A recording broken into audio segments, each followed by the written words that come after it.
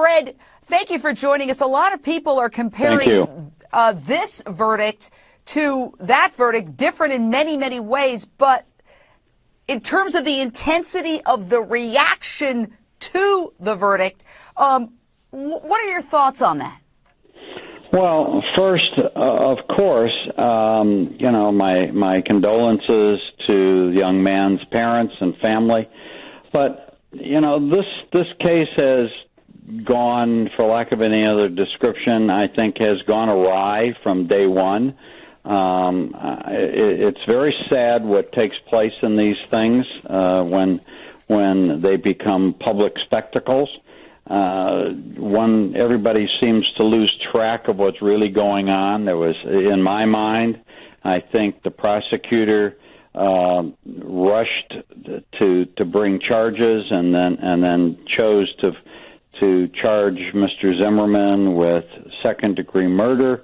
Had a choice to go and have a grand jury, and they didn't do that.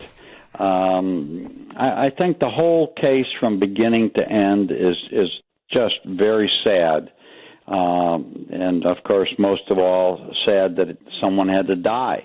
I'm very troubled by this whole thing, and then now it seems to have turned into a racial issue.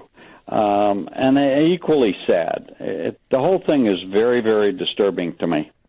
Well, in terms of commonalities, the O.J. Simpson murder trial was just a crime story in a sense, but it also had the undercurrent there, some of the same undercurrents that this case has.